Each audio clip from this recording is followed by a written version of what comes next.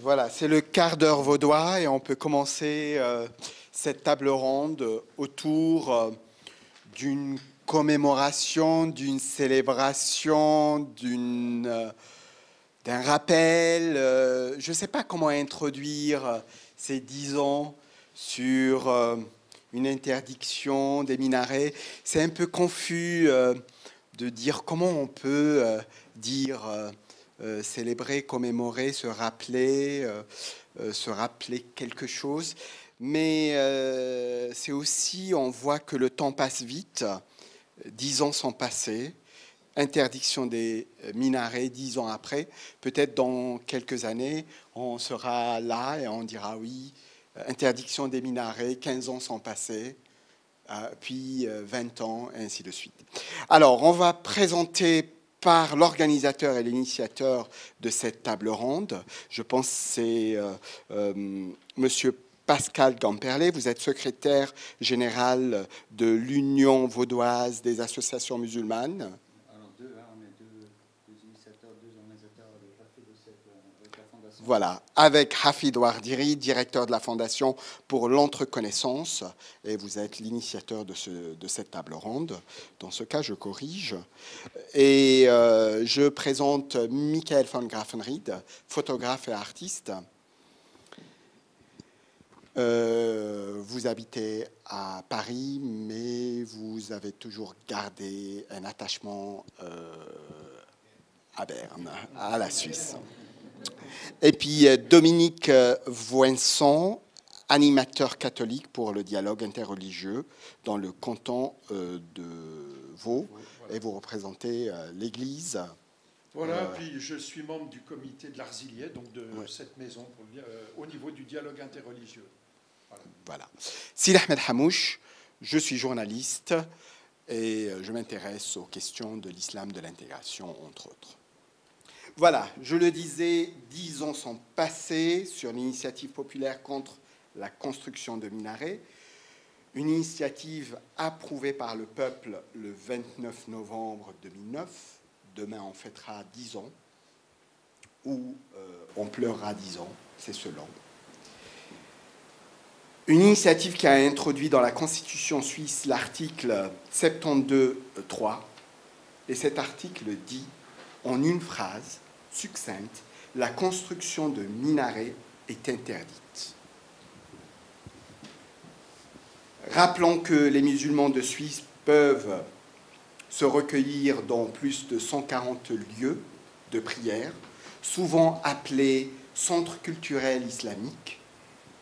Rappelons aussi qu'il existe 4 mosquées dotées de minarets en Suisse, que depuis 10 ans, il n'y a pas eu une seule construction d'un minaret qui soit symbolique ou autre, montrant que les musulmans de Suisse respectent et ne challenge pas cet article de loi, ce qui fait que peut-être les musulmans de Suisse sont très intégrés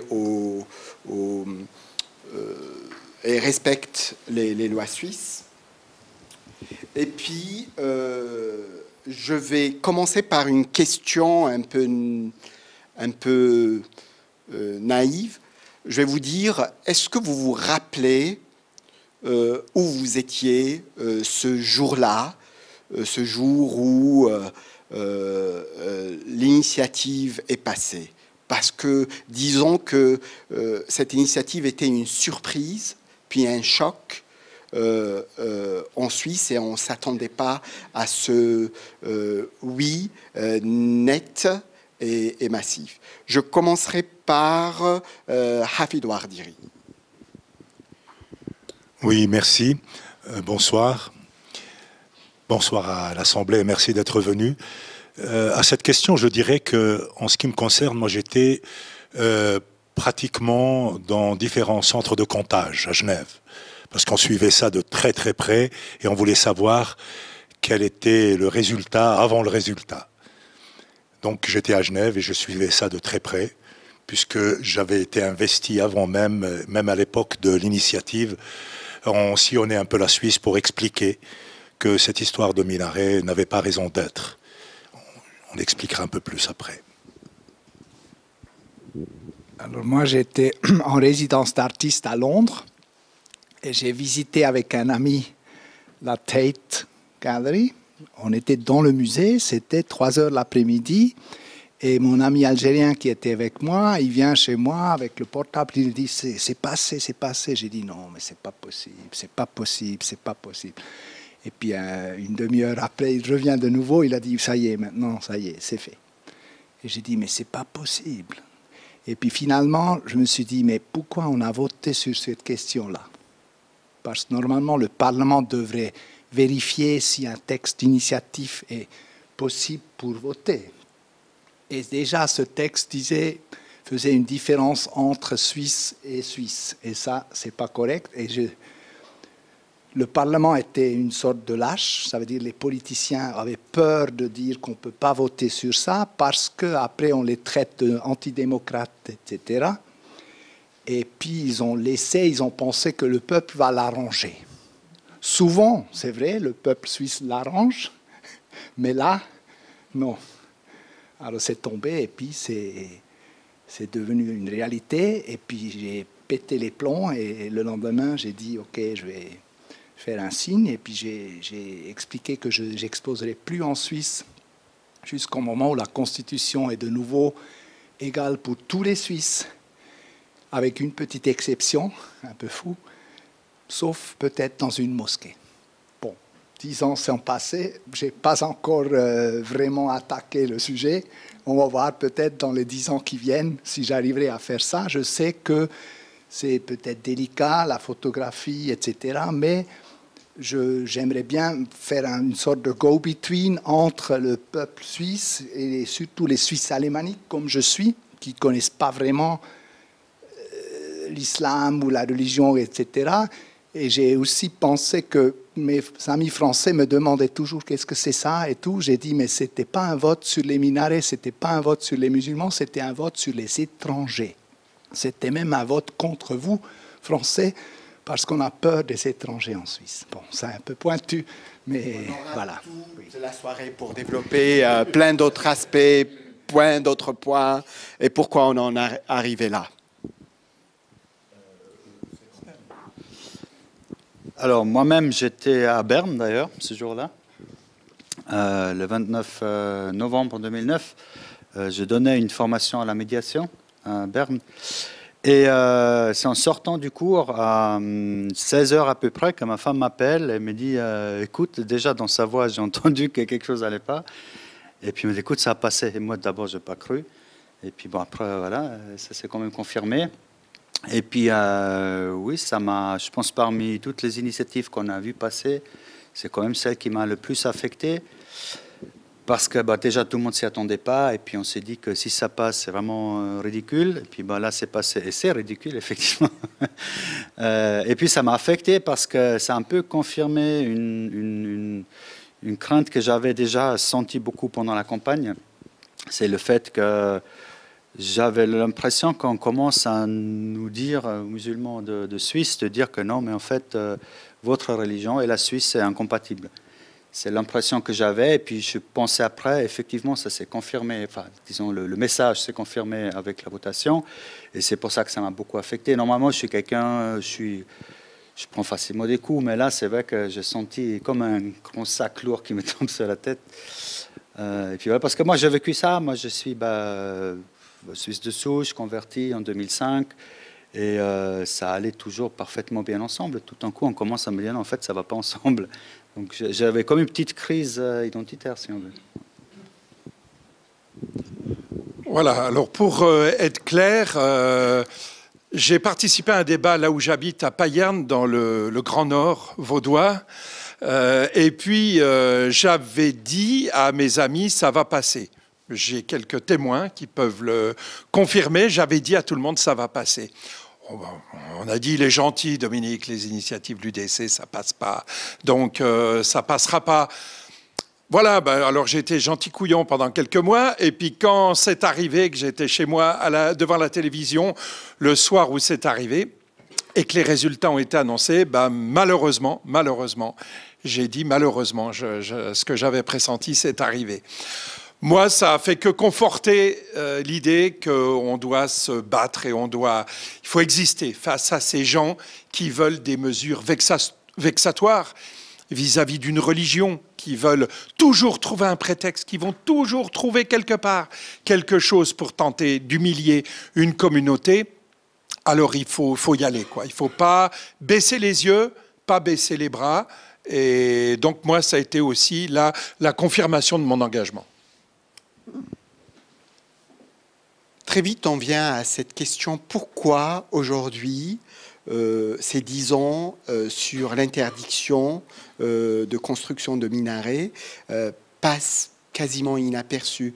Le débat, il n'est pas revenu, il n'y a pas de couverture médiatique, malgré qu'on a beaucoup parlé après l'après-vote que cette loi ne respecte pas les conventions, le pacte de l'ONU, incompatible avec un article de loi un peu plus haut dans la même constitution qui garantit la liberté du culte.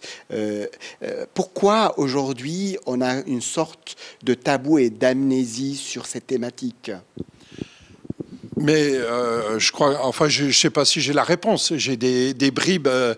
C'est d'abord, je viens de le dire, toute occasion est bonne de taper sur l'islam. Donc déjà, et sur les musulmanes et les musulmans partout en Europe. Vous voyez bien qu'il n'y a pas qu'en Suisse. Vous voyez bien ce qui s'est passé en France au Parlement, enfin à Belfort, là, dans un Parlement régional. Enfin, vous voyez bien que tout est une occasion.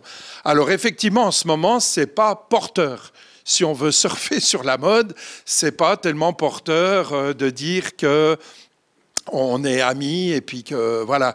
Donc tout ça, on le voit bien. On va s'attaquer un coup à la burqa, on va s'attaquer. Voilà, on va toujours trouver quelque chose.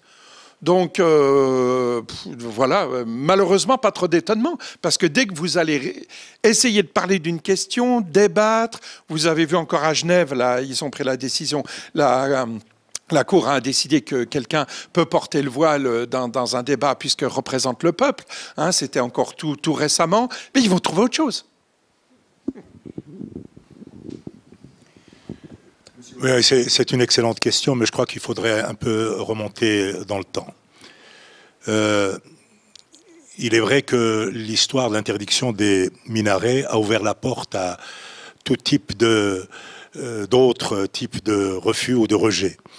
Mais il faut remonter et rapporter quelques petites anecdotes. Par exemple, lorsque nous avions eu à construire la grande mosquée de Genève en 1976, on s'est présenté à l'époque au conseiller d'État chargé des travaux publics, et quand il a vu la maquette de la mosquée, il a montré du doigt le minaret en disant « mais c'est quoi ça ?»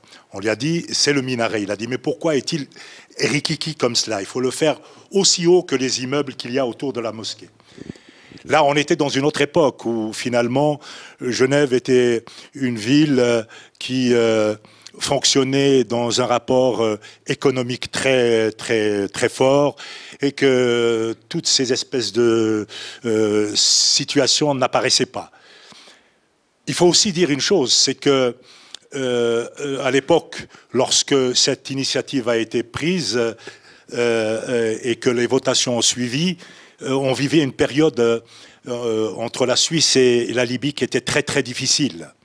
Et cette situation-là, stratégiquement pour l'UDC, était extrêmement importante. Ils ont surfé là-dessus. Et finalement, malgré le fait qu'on ait sillonné la Suisse avec des rabbins, des pasteurs, des curés, pour expliquer que cette interdiction, en fait, était une interdiction qui n'avait pas raison d'être et que c'était, en fait, une décision populiste, les gens des églises et des différents lieux religieux n'ont pas beaucoup écouté leurs pasteurs ou leurs curés, mais ils ont mis quand même dans l'urne une interdiction. Donc il y a cela, mais il y a aussi le fait que la communauté musulmane, les musulmans, n'avaient pas suffisamment d'organisation pour pouvoir aussi porter haut leur voix et montrer que c'est des choses qui ne pouvaient pas passer. Donc, dans cette espèce de millimélo, c'est là où finalement, eh bien, on a laissé faire. Et aujourd'hui, je crois, il faut que tout cela ne passe pas comme cela, et que la question de l'interdiction du minaret ne devrait pas être porte close. Et c'est la raison pour laquelle, d'ailleurs, on en parlera probablement, il y a eu cette requête auprès de la Cour européenne des droits de l'homme. Alors pourquoi aujourd'hui c'est tabou, on ne parle pas de ça? Moi, je pense que la question de minaret, c'est vraiment un détail. C'est un détail qu'on peut régler avec un permis de construire. Et c'est là où il y a un problème aussi avec ce système d'initiative, parce que ça touche tout de suite la Constitution. Ça veut dire que c'est un système qui est peut-être périmé, qu'il faudrait rénover, ou je ne sais pas, parce que ça, c'est vraiment absurde. Absurde. Et puis, vous avez senti déjà, je pense que ce n'était pas les minarets, c'est pas ça, c'est juste un prétexte pour faire peur, pour quelque chose d'autre.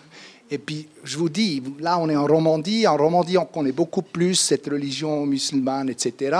Mais les Suisses alémaniques, je vous dis, ils n'ont aucune idée. Ça veut dire, mes amis, si je les demandais combien de musulmans tu as comme amis, personne ne peut me nommer un seul.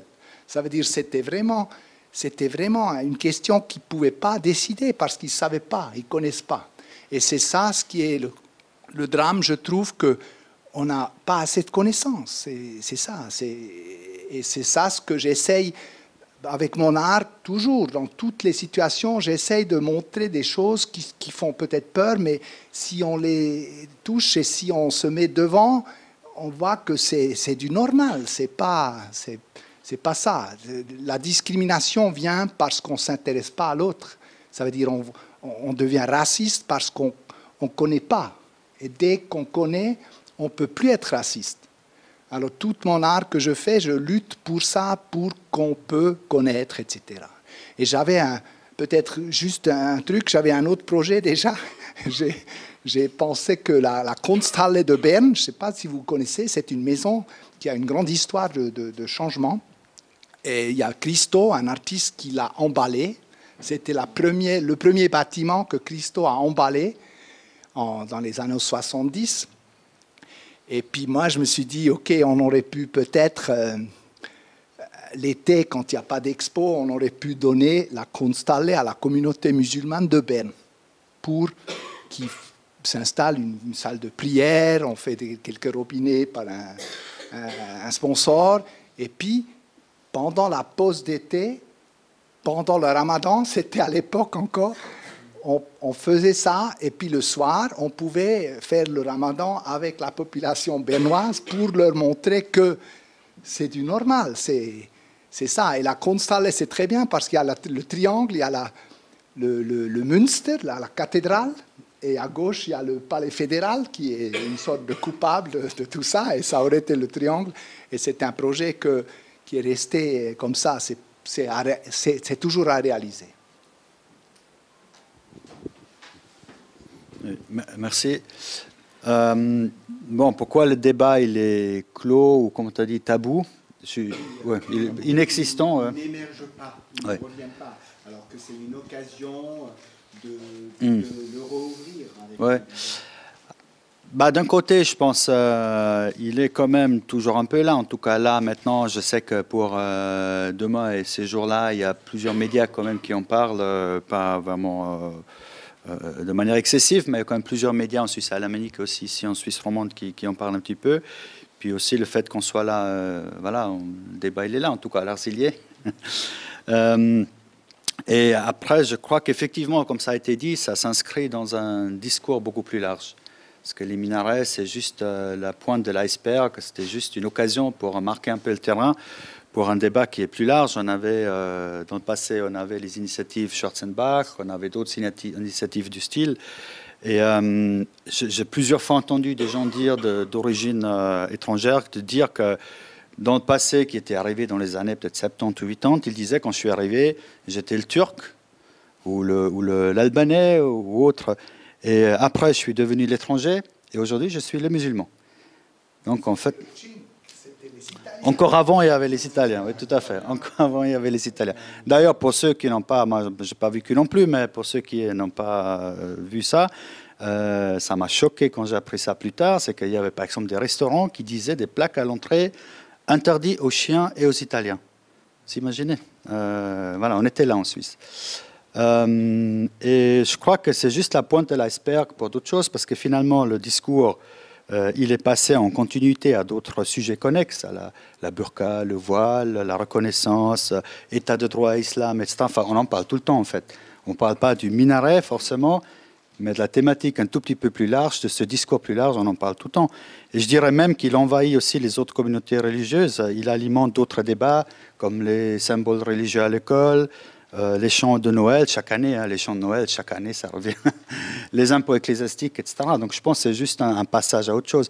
Et peut-être le dernier point positif, c'est que ce qui a quand même évolué, ça a été dit avant, c'est qu'il y a, je crois que dans la communauté musulmane, plus de, comment dirais-je, capacité, plus de prise de conscience, plus de disponibilité. Et puis aujourd'hui, je pense que c'est plus aussi facile comme c'était il y a 10 ans. Juste la dernière chose, je m'excuse, c'était, je voulais donner l'exemple de l'initiative dans le canton de Vaud de l'UDC qui s'attaquait en gros à la reconnaissance de la communauté musulmane du canton de Vaud et qui était vraiment, je dis avec diplomatie, très très mal ficelé. Vous savez, ça s'attaquait à des choses qui n'avaient rien à voir. Ça disait, mais quand ils sont reconnus, ils peuvent faire ceci, on va payer les imams, ils vont dicter le matériel scolaire. Ça n'a rien à voir avec ce que prévoit la reconnaissance. Et ça a été balayé, mais balayé. Ils n'ont même pas, pour une initiative dans le canton de Vaud, il faut 12 000 signatures, ils en ont récolté 3 000. C'est plus aussi facile qu'il y a 10 ans aujourd'hui de taper sur une communauté.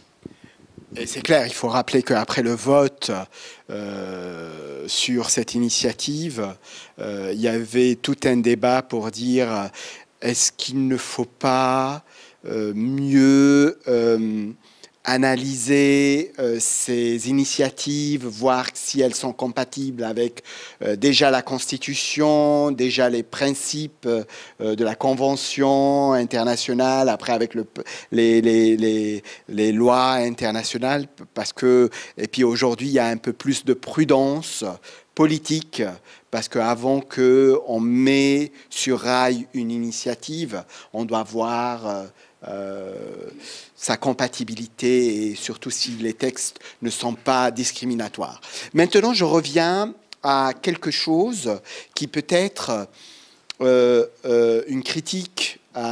J'aime pas le mot communauté musulmane, mais c'est un mot piège, valise, qui revient, même si on dit on ne l'aime pas, il revient. Mais les musulmans de Suisse, qu'est-ce qui les a empêchés de contester juridiquement et légalement cette initiative, ce texte de loi? Qu'est-ce qui les a empêchés jusqu'à aujourd'hui de porter ça devant la Cour de l'ONU, la Cour de Strasbourg? Vous avez tenté, vous allez nous raconter succinctement en 5 minutes votre initiative et pourquoi elle n'a pas abouti. Je crois qu'il est important de rappeler cela. À vrai dire, j'étais abasourdi par le résultat le 29 novembre et le lundi matin, mon ami, qui est un bâtonnier connu, Pierre Depreux, m'appelle et me dit « Hafid, qu'est-ce que je peux faire ?» Je lui dis « Mais faire pourquoi et pour qui ?» Il m'a dit « Est-ce que je peux faire quelque chose ?» Parce que ma fille qui fait du droit m'a dit « Écoute, comment papa, tu es avocat et tu ne fais rien pour une injustice comme celle qui frappe la communauté musulmane, ce qui concerne l'interdiction des minarets qui est au-delà. » Au fond, l'interdiction, comme on disait, c'est juste quelque chose qui a été utilisé pour nous empêcher d'avoir la place qu'il nous fallait et qu'on a de droit en Suisse. Et il m'a appelé, il m'a dit, écoute, si tu veux, je me mets à ta disposition, gracieusement, et on fait une requête. Mais avant de faire la requête, il faudra que tu contactes quelques associations musulmanes qui se joignent à la tienne. J'ai donc accepté de faire la démarche et j'ai appelé un petit peu quelques associations et les associations n'étaient pas prêtes à répondre, même si après qu'on ait présenté la requête, il y a eu quelques associations qui ont joint cette requête après. Mais sur le coup, il avait fallu que je mette mon nom et sur donc la requête, il y avait Wardiri contre la Suisse. C'était quelque chose de très lourd à porter, mais il m'a dit il faut le faire parce que on va prouver que ce n'est pas du tout la démocratie qu'on attaque, mais on veut ajouter du droit à cette démocratie, parce que lorsque les droits fondamentaux sont atteints, il faut réagir, et on ne peut pas laisser cela comme cela. Donc on a eu recevabilité de la requête, Et la réponse a été en fait ce que les bâtonniers, parce que ça il faut quand même leur reconnaître cela, il y a eu 5 bâtonniers, un parisien, un de Bordeaux, nos 2 amis ici de Genève. Et lorsque la requête a été présentée, il y a eu beaucoup d'avocats des États-Unis, partout, qui ont soutenu cette démarche-là. Donc nous avons un dossier énorme. Moi, j'ai juste la lettre de base qui avait présenté cette requête auprès de la Cour. Et aujourd'hui, on se rend compte qu'en définitive, il fallait réagir contre cela, même si les associations qui se sentaient victimes de cette condamnation n'ont rien fait. Eh bien, il fallait le faire. Et aujourd'hui, encore une fois, lorsque moi j'ai présenté cette requête, j'étais pas demandeur d'une construction de mosquée avec minaret.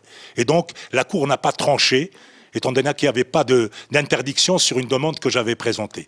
Et ce qui est donc dans la réponse, c'est le jour où il y a une association qui présente une demande avec une mosquée dans laquelle il y aurait un minaret, eh bien, ça se rediscutera. À ce moment-là, le Palais fédéral l'a su. Moi, je peux le dire, puisque directement on m'a dit, c'est bien que vous ayez fait cette requête, parce que ça nous permet de rentrer en matière sur le fait que quand il y a des requêtes ou des initiatives de ce genre, il n'y a rien qui bloque. Il va falloir qu'on pense à faire en sorte que la démocratie directe ne puisse pas atteindre les droits fondamentaux, tout simplement par manipulation populiste ou extrémiste. Voilà. C'est comme dans une suite d'idées, quand vous décidez, Michael van Graffenried, de faire ce statement d'artiste, parce que c'est comme ça qu'on peut le considérer, ça veut dire que vous allez prendre cette décision de refuser d'exposer dans des musées en Suisse, tant que cet article de loi figure dans la Constitution. Ça veut dire, et depuis 10 ans, vous n'avez pas exposé dans un musée suisse. Ça veut dire que vous vous attendiez que la communauté musulmane, que la classe politique, que les juristes bougent dans ce laps de temps et très rapidement pour lever cette interdiction que vous êtes en train de dire que c'est comme une honte. Mais comme je connais bien la Suisse, je sais que cette décision elle est ultimative. Je pense, j'ai peur que je ne vais plus jamais exposer en Suisse jusqu'à ma mort, parce que ça va peut-être pas changer. La Constitution suisse, la Suisse, c'est la stabilité en soi.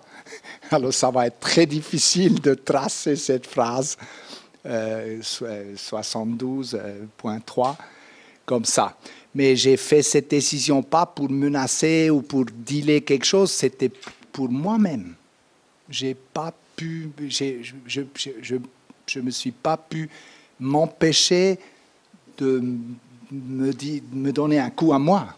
Je pense pas que on a besoin de mes œuvres dans les musées suisses, ça c'est un peu exagéré. C'est pas ça. J'ai dû faire un signe pour moi parce que j'ai vécu, j'ai connu l'Algérie, j'ai plein d'amis suisses, musulmans et tout ça, et je me suis dit, mais c'est pas correct, c'est pas. Alors, j'ai pas ça. Et je me répète, mais c'est vraiment, c'est un détail qui devrait pas être dans la Constitution. C'est une honte. Je veux pas faire de la provocation, mais je dis. Vous, Pascal Gamperlé, secrétaire général de l'Union vaudoise des associations musulmanes, qu'est-ce que vous avez fait pendant ces 10 dernières années? Est-ce que vous avez lu cet article qui se résume à une phrase? Est-ce que vous avez écrit? Est-ce que vous avez fait un séminaire? Est-ce que vous avez épluché le droit international, cotisé pendant 10 ans, 5 francs chaque mois pour payer peut-être un bâtonnier, pour voir où sont les failles? Qu'est-ce que vous avez fait? Alors d'abord, peut-être je m'exprime à titre personnel, parce qu'il y a la présidente dans la salle, et puis pas juste pour ça, mais si c'est à titre personnel, je peux être peut-être un peu plus direct aussi. Non, c'est une bonne question, et merci pour la provocation. c'est que, en fait, la réponse, elle va avec la réponse pourquoi on n'a pas, enfin pourquoi les associations musulmanes n'ont pas agi, etc. Je crois que tout d'abord,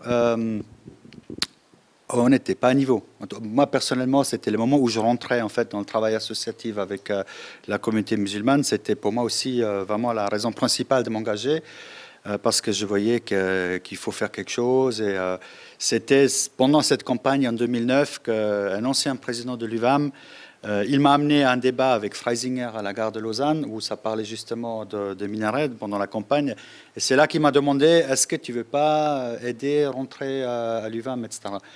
Et puis voilà, j'étais une proie facile à ce moment-là, parce que je voulais m'engager pour cette cause. D'engager pour cette cause, ça veut dire... parce que l'engagement pour moi, c'est un engagement pour une association, pour une communauté, même si tu n'aimes pas le terme, mais la communauté musulmane dans le sens les musulmans organisés ou aussi les autres, mais aussi pour la Suisse. Pour moi, c'est un engagement pour les deux, parce que si une communauté de la Suisse ne va pas bien, la Suisse dans l'ensemble ne va pas bien. Et j'ai toujours vu dans cette... J'y reviens. Ce dossier est tellement sensible, prioritaire, pourquoi il a été oublié? Mais il n'est pas prioritaire, il n'est pas... Ben, il n'est pas prioritaire dans le sens que les minarets, franchement, on n'a pas besoin. Ça, je pense, entre-temps, tout le monde le sait, parce que ce n'est pas une atteinte à la liberté de culte. On n'a pas besoin de minarets pour la religion musulmane. C'est une discrimination crasse et très évidente. Mais on n'a pas besoin pour la religion. Et je pense aussi, à ce moment-là, 2009, vraiment, les structures, les associations, les fédérations n'étaient pas prêtes. Déjà, et on n'était pas prête pour rentrer dans la campagne. Il y avait même une sorte de mot d'ordre des fédérations pour dire on joue profil bas pour ne pas mettre de l'huile sur le feu. C'était totalement faux. On voit maintenant, on aurait dû participer.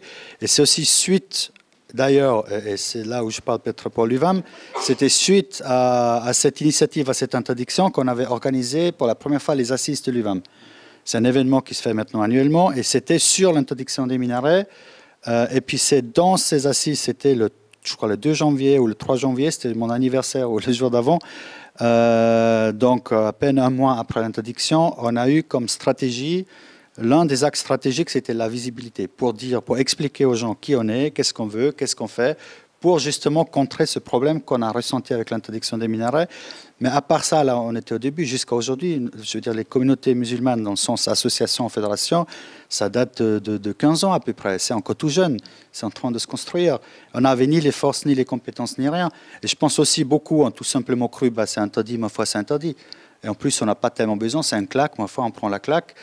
Mais après, est-ce que c'est vraiment interdit? Je ne sais pas si peut-être dans un deuxième tour, mais je pense là, il y a plusieurs choses à dire par rapport à l'interdiction. Qu'est-ce que la vérité avec cette interdiction ou pas? Ouais. Voilà, je vais arriver à vous, Monsieur Voinsant. Qu'est-ce que le dialogue interreligieux, qu'est-ce que la religion dominante ici peut faire pour conseiller, débloquer ou peut-être dire, voilà, comme M. Gemperle dit, calmer le jeu, montrer une bonne leçon d'intégration. Quel est votre avis sur ça? Alors, il y a, du point de vue officiel, c'est clair que dans les églises protestantes, je dis les parce que c'est un grand panorama, et puis dans l'église catholique, au niveau des attitudes officielles, il me semble qu'il y a une attitude qui est positive dans une majorité d'églises chrétiennes, tant réformées, et les églises historiques, que le catholicisme. C'est évident qu'il y a une bonne volonté de la part de nos autorités, qui d'ailleurs avait demandé de ne pas soutenir cette initiative de l'UDC. Donc là, maintenant, là où il y a un petit porte-à-faux, c'est que dans nos bases, c'est-à-dire dans nos paroisses, dans nos gens des bases de nos églises, là, il y a des personnes qui sont sensibles aux arguments de l'UDC. Je le dis parce que, effectivement, là où j'habite à Payerne, eh bien, les gens ont voté en faveur de l'initiative pour l'interdiction des minarets. Donc ça, il y a toujours ce porte-à-faux. Et on le voit maintenant pour parler des catholiques, de l'initiative du pape François qui est allé à Abu Dhabi, qui a rencontré le grand imam d'Al-Azhar, Al-Tayeb. Maintenant, j'ai vu encore qu'il y avait un projet à Abu Dhabi de construire une mosquée, une synagogue et une église et un grand centre international interreligieux. Donc, si vous voulez, il y a quand même un petit décalage parfois entre la hiérarchie catholique, qui m'a nommé, mon évêque m'a nommé pour le dialogue interreligieux, et puis d'un autre côté, dans nos bases, des personnes qui, pour des tas de motifs, des fois même pas religieux, sont hostiles. Hein, donc ça me permet de rappeler au passage que nous, catholiques, on a dans ce combat, je voudrais pas qu'on se présente non plus comme des victimes ou des pauvres gens, parce que le cuirassé catholique, c'était quand même quelque chose d'assez redoutable au 19e siècle, au début du 20e. Ce qui fait qu'il y a une époque où on ne s'aimait pas trop entre catholiques et protestants. Alors, dans ce pays, il y a eu à la fin du 19e siècle la Constitution, en tout cas 1848, qui a interdit les jésuites. 1874, je me suis fait une petite note pour me rappeler, mais il y a bien l'article 51 sur l'interdiction des jésuites, donc qui sont des religieux catholiques qui ont en plus des vœux habituels, un vœu d'obéissance au pape. Et puis il y a eu, on ne pouvait pas non plus créer un évêché sans l'accord du Conseil fédéral. Vous voyez, on a eu aussi des mesures discriminatoires. Bon, il en reste quoi aujourd'hui? On a des grands évêchés, mais on ne sait pas trop que faire. Mais c'est tombé, cette interdiction. Toutes ces interdictions, elles sont tombées. En 73, en 2001, en 99, tout ce qui était interdit, c'est tombé, finalement. Hein. Et même l'abattage rituel, on vient de le vérifier avant cette table ronde, qui visait un peu les communautés juives, qui était déjà proposée par la Société protectrice des animaux, donc l'abattage rituel des animaux pour les communautés juives, pour le kasher, viande cachère, eh bien finalement ça a été aussi sorti de la Constitution, je crois vers 78, et puis, mais c'est resté une loi de protection des animaux. Donc c'est toujours interdit.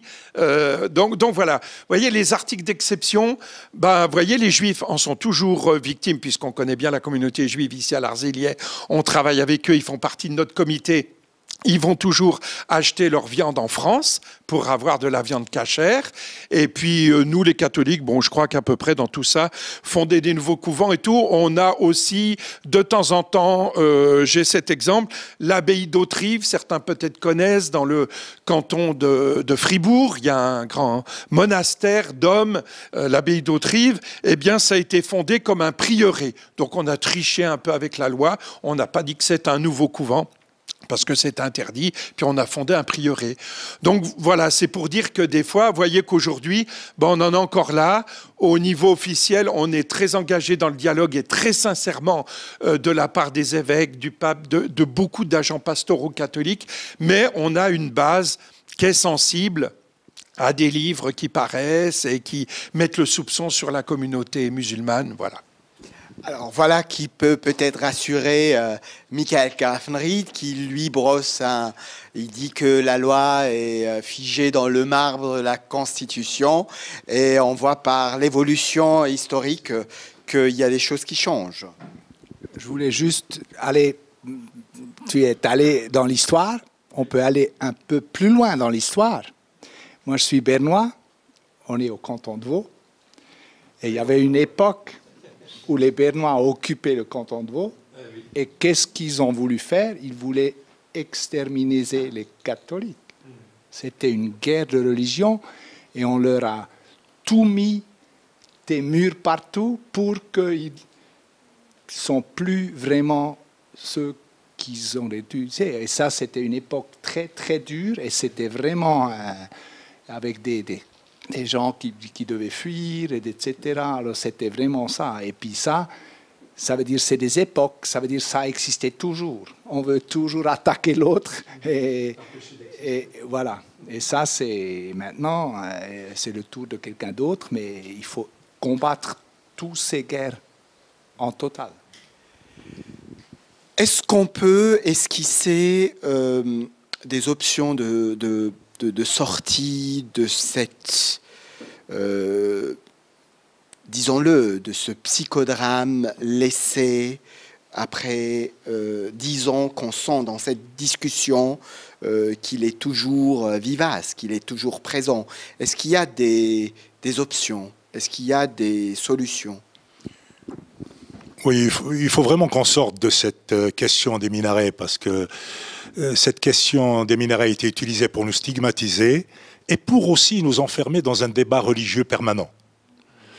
Nous faisons partie de la société et c'est ainsi que nous devons nous comporter, c'est-à-dire être là pour répondre aux questions sociétales. Les crises qui frappent les sociétés dans lesquelles on vit nous frappent aussi bien que tous les autres. Et il est important qu'on s'investisse. C'est vrai que le coup de massue de l'interdiction des minarets, même si ce n'était pas les minarets que nous défendions, mais qu'en fait c'était notre présence en Suisse qu'on défendait, que ce soit au niveau de notre appartenance religieuse ou bien de notre appartenance au sens civique du terme. Donc aujourd'hui, c'est vrai que les jeunes citoyens musulmans sont beaucoup plus engagés dans les associations qui luttent pour les différents besoins de la société. Moi, je vois beaucoup de jeunes aujourd'hui qui sont engagés, par exemple, dans le climat et tout cela, mais c'est à travers ces actions qui montrent leur appartenance aussi bien religieuse que civique et citoyenne. Et donc, il me semble que nous aussi, nous ne prêtions pas à être des victimes. Et ça, c'est quelque chose qu'il faut introduire dans l'éducation que l'on donne dans les mosquées ou dans les centres, où finalement les gens qui sont chargés d'âme, entre guillemets, comme on les appelle, puissent apprendre à ces jeunes qu'il faut qu'ils profitent de tous les avantages que la société, que la citoyenneté leur donne pour pouvoir vivre en tant qu'acteurs qui apportent une valeur ajoutée. Et il ne faut plus se replier sur le fait de la victimisation ou de cette rhétorique émotionnelle, parce que finalement, les deux extrêmes s'amusent à être complices sur notre compte. Et donc, aujourd'hui, ce que je dis aux jeunes musulmans, engagez-vous, ne vous fermez pas les portes, parce que les portes sont ouvertes, et on vous jugera sur ce que vous êtes capable d'apporter à cette société pour résoudre les problèmes qui se posent à la majorité.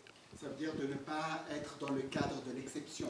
Oui, pas du tout. Il faut justement faire preuve qu'on fait partie de cette société, que ce qui touche cette société, nous sommes ensemble pour pouvoir y apporter des réponses.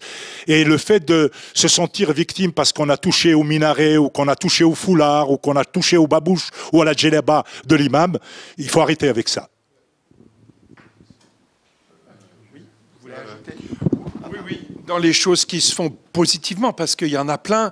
Il y a mon ami Mehdi qui est là, Mehdi Chaini, le président de la mosquée communauté musulmane de Payerne. Donc chez nous, on est ensemble. C'est vrai qu'au départ, il y a eu quelques difficultés pour pouvoir avoir un bâtiment, une pièce, un lieu pour une mosquée. Puis finalement, la syndic du lieu nous a aidés. Et puis les communautés chrétiennes, tant réformées que catholiques, ont été très ouvertes et accueillantes. Donc il y a aussi des belles histoires qui se passent.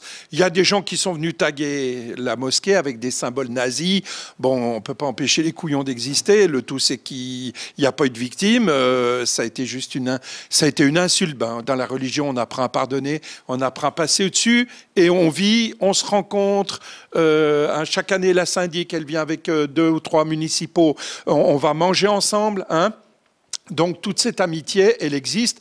Et pour moi, voilà, c'est aussi une façon de répondre. L'entreconnaissance avec Afid, une fois, on a écrit une petite lettre, une petite déclaration dans le temps. Enfin voilà, il y a plein de petites choses qui se passent qui sont positives. Et puis voilà, comme dit Afid et aussi Pascal, on ne s'arrête pas sur une humiliation. Pour un représentant des associations, est-ce que vous prenez en considération que, oui, certes, il y a un article qui fait honneur au minaret dans la Constitution, parce que c'est quand même, il le fait figurer, preuve qu'il y a une diversité dans ce pays. Et pour sortir de ce piège du stigmate, justement de ce communautarisme, quels sont vos, je dirais, oui, disons, les remèdes? Quelles sont les lignes canevas et que vous recommandez? Alors, déjà, par rapport à la question de la citoyenneté, de la victimisation, etc., moi, je pense qu'on peut faire les deux. Parce que d'un côté, bien sûr, on est citoyen, on s'engage sur tous les plans, culturels, politiques, économiques, enfin, sur tous les plans, il faut s'engager. Ça, c'est hors discussion. En même temps, avec ce genre de choses comme l'interdiction des minarets dans la Constitution, et il y a plein d'autres choses, en fait, en même temps, on nous dit, mais soyez citoyens, il faut s'intégrer, il faut être bon citoyen, mais en même temps, avec ce genre d'initiative, on nous dit, mais vous êtes des citoyens de deuxième classe. Donc on peut quand même être un peu choqué, et puis on peut quand même être un peu... moi, j'aime pas non plus la victimisation, mais le fait de dire clairement cette interdiction des minarets, c'est une discrimination, c'est une honte, pour moi, c'est pas de la victimisation. Moi, je dis ça pas seulement en tant que musulman, je dis ça aussi en tant que citoyen. Parce que la construction des minarets, vous savez, la construction, les règlements de construction, c'est au niveau communal en Suisse. C'est même pas cantonal. Et là, on parle de la Constitution fédérale. D'ailleurs, c'est comme pour les règlements d'habillement, hein, c'est le même problème. Donc, je pense qu'on peut faire les deux. Et puis maintenant, comment faire? Je crois que par rapport à juste clairement à la question des minarets, à mon avis, cette interdiction, c'est pas vraiment une interdiction. Pourquoi? Parce que la Constitution, elle n'est pas au-delà de tout. Et tout le monde est d'accord, y inclut les représentants des initiations, qu'une initiative populaire, elle ne peut pas violer les critères, comment on dit, les principes fondamentaux, les droits fondamentaux du droit humain. Genre, on ne peut pas appeler au génocide, la torture, etc. Ça, c'est la base où tout le monde est d'accord. Donc, la Constitution, ça, elle ne pourrait de toute façon pas le faire.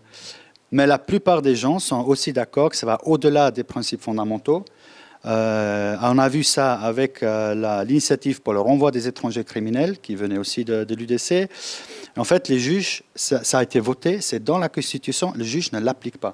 Parce qu'ils disent que ça viole certains principes de base, qui ne sont pas génocide, torture, mais plus larges, mais ça leur suffit pour ne pas l'appliquer. Ils disent que c'est au cas par cas. Et ils disent aussi que ça viole certains principes de la Constitution. Donc, ça ne veut pas dire, parce que c'est comme ça dans la Constitution, si c'est injuste, discriminatoire, etc., comme c'est le cas pour les minarets, à mon avis, il faudrait juste essayer. Mais pourquoi on ne l'a pas fait? Parce que la question d'avant, le problème maintenant, enfin, une mosquée qui veut construire un minaret, elle fait un projet de minaret, qu'est-ce qui va se passer? Ça fait beaucoup de bruit, les voisins sont fâchés, ça fait mauvaise ambiance, ça fait des procédures juridiques. En même temps, on n'a pas besoin du minaret. Pourquoi se créer ce casse-tête? Mais en même temps, je crois qu'honnêtement, si une mosquée essaie une fois avec un minaret, c'est refusé, et puis ils vont au tribunal, personnellement, je pense que ça risque d'être en tout cas 50-50 pour gagner. Juste pour rebondir sur cette question-là, il y a une histoire qui s'est passée à Berne au sujet de la Maison des religions, où il y a bien entendu différents lieux de culte, et notamment une mosquée. Et donc ils ont prévu, pour justement montrer qu'il y a au sein de ce lieu une mosquée, ils ont fait un dôme surmonté d'une petite pointe. Et donc celui qui est à l'origine même de l'initiative contre les minarets a réagi contre cela.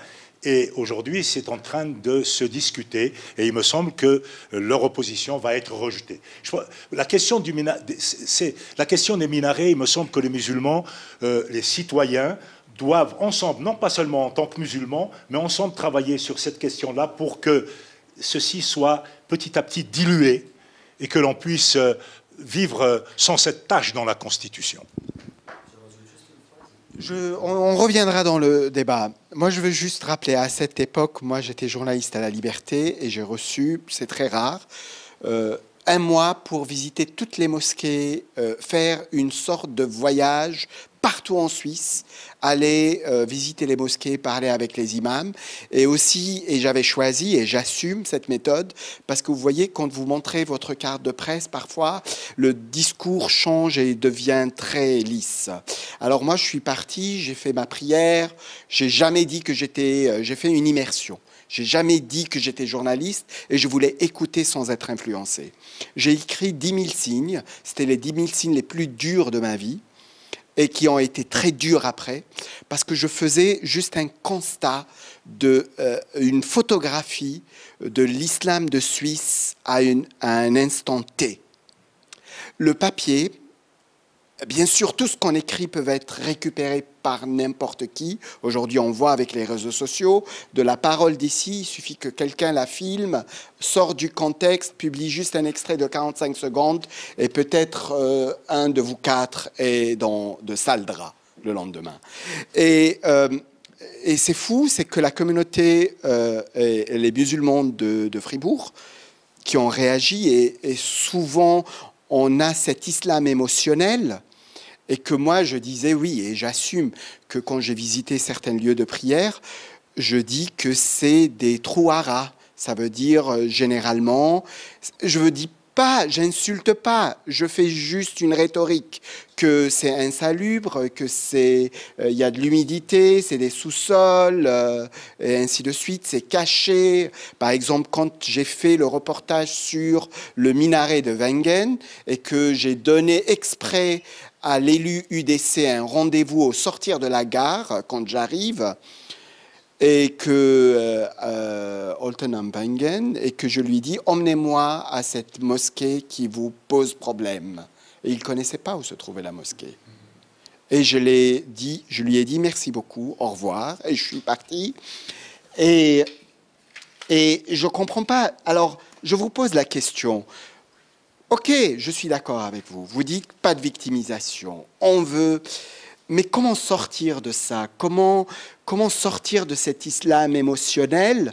Et quelle est la discussion au sein des musulmans de Suisse pour ne pas être une exception, pour ne pas être émotionnel, pour se sentir banal comme n'importe quel Suisse? Est-ce que vous avez la recette, une vision, comment ne pas rentrer dans les clichés qui alimentent les clichés? Ouais. Moi, je pense que la demande de reconnaissance dans le canton de Vaud, on est en train de marcher ensemble et je pense que ça va apporter quelque chose pour nous tous. Hein. Je pense que là, on a quelque chose qui nous attend. Maintenant, il faut parler. Moi, partout où je peux, alors très, très modestement, mais Timothée le fait aussi dans sa paroisse ou ailleurs, en étant le président du comité de l'Arzilier, Jean-Claude, enfin, on essaye tous là où on est, de parler avec amitié. Hein. J'ai la chance d'être aumônier au Centre fédéral d'asile de Valorbe. J'ai passé cet après-midi avec des jeunes Syriens de 17-19 ans, puis leurs deux sœurs de 24-26 ans. C'était juste génial. Puis ça, c'est de l'avenir, quoi. Enfin, je crois à ça. Je crois qu'on va marcher ensemble. On a des peurs à dépasser, on a des différences à dépasser. Moi, je suis un catholique libéral. Je travaille avec des gens qui sont peut-être plus classiques que moi. J'aime pas employer conservateur. Souvent, en français, c'est considéré comme un jugement. Donc, je préfère dire des gens plus classiques que moi sur leur théologie. Mais on est ensemble quand même. C'est ça qui importe. On avance. En effet, là, on est face vraiment à des questions auxquelles il faut qu'on apporte des réponses. En ce qui me concerne, et à partir de l'expérience que j'ai eue au sein de ce que l'on appelle, entre guillemets, la communauté musulmane, sans tenir compte que dans cette propre communauté, il y a tellement de diversité qu'il faut d'abord qu'on apprenne à les gérer, qu'on apprenne à parler entre nous, qu'on puisse définir des priorités qu'on avait définies au moment où... le département des affaires étrangères de Berne nous a réunis à plusieurs associations pour discuter des priorités qu'on souhaiterait pour que l'islam soit dans une visibilité connue et reconnue et que les musulmans puissent être des citoyens sans obligatoirement qu'on les enferme toujours dans leur identité religieuse. Je crois que nous aussi, il faut qu'on fasse un effort pour qu'on ne soit pas toujours définis comme des croyants rigides qui sont incapables de pouvoir être dans la relation à l'autre dans une société. Il faut aussi qu'on travaille sur nous-mêmes. Je ne veux plus être là dans l'accusation de l'autre. Souvent, je me dis la réaction de l'autre peut-être dépend de mon incapacité de lui dire qui je suis vraiment. Et ça, c'est important. Il faut qu'on apprenne à savoir qui nous sommes pour pouvoir être bien avec les autres aussi. Michael, est-ce qu'un projet artistique peut ouvrir et, je dirais pas normaliser, mais ouvrir et banaliser ça? Est-ce que, en tant qu'artiste, parce que maintenant tu nourris ce désir de montrer peut-être tes œuvres dans une mosquée ou dans un lieu culturel musulman, est-ce que ça peut ouvrir quelque chose? Moi, je pense que c'est justement... Je reviens sur le coup devant les pieds de quelqu'un, ce qui était ce vote. Et puis, ça ne devrait pas vous intimider. Ça veut dire vous devez vous expliquer plus. Je vous dis, je suis suisse alémanique, c'est loin, c'est un autre pays, je sais, mais eux, ils n'ont vraiment aucune idée. Il y a un énorme travail à faire pour leur expliquer que c'est une religion comme les autres, c'est pas un cachet, c'est pas. Il faut ouvrir, il faut faire un peu du marketing, je pense même. J'aurais dit, parce que il y a vraiment, on n'entend que les trucs de terrorisme, etc., et ça se réduit à ça. Et puis, dès qu'on a un ami suisse comme Sid Ahmed ou Pascal, on comprend que c'est des Suisses normales, quoi. Il n'y a pas de... Et c'est ça. C'est naïf peut-être, mais c'est ça. On pense que c'est quelque chose qui vient de l'étranger, ou je ne sais pas, c'est ça. Bien sûr, il y a des gens qui arrivent de l'étranger, mais c'était toujours le cas en Suisse. On a parlé des Italiens qui sont maintenant là. Il y a les Tamouls, je me souviens. J'ai fait un reportage sur les Sri Lankais, les Tamouls qui venaient il y a longtemps. Et puis on avait peur, c'était des Noirs, et on disait cela, on ne veut pas et tout. Ils étaient là, et puis 5 ans plus tard, Mme Kopp a essayé de dire « Ok, maintenant c'est bon, on peut les renvoyer et tout ». Et puis les Suisses ne voulaient plus les renvoyer, parce qu'ils étaient tellement devenus des bons Suisses que la Suisse ne voulait pas s'en passer d'eux. Ça veut dire ça, c'était un exemple en temps record, comment les Tamouls ont pu se faire aimer par la population qui les haïssait. C'était des Noirs, c'était compliqué, c'était du racisme et tout. Et puis ça. Et ça, il faudrait... Et c'est ça. Si l'art ou la photographie peut faire quelque chose, ça peut ramasser des gens et puis expliquer des choses. Et puis c'est ça, mon truc, c'est de faire le go-between. Je reviens sur ça. Oui. Je veux revenir à Pascal Gumperle. Vous allez nous dire, est-ce que vraiment au sein des associations vaudoises, parce qu'on est dans un spectrum un peu... Est-ce que c'est des thématiques qui reviennent lors de vos assemblées? Mais je voudrais vous poser la question, est-ce que le problème des musulmans de Suisse, c'est qu'on ne sait pas voyager entre ce qui est sphère privée et ce qui est sphère publique? Pourquoi doit-on justifier sa religion dans la sphère publique? Et pourquoi on ne la protège pas en étant une croyance privée? Par exemple, on voit dans les demandes, est-ce que les demandes sur des exceptions de certaines associations pour dire oui, on veut des plages horaires pour les piscines, alors qu'ils peuvent privatiser et louer la piscine?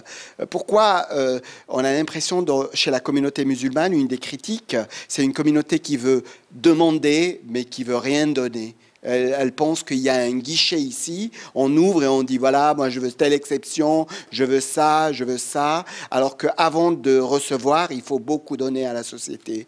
Et surtout, ce mélange entre sphère privée et sphère publique, qui est très important ici en Suisse. Et que l'Église sait, parce qu'elle a payé beaucoup pour ça. Alors juste avant de répondre, je viens juste avec une anecdote pour la question des tribunaux. C'est juste une phrase.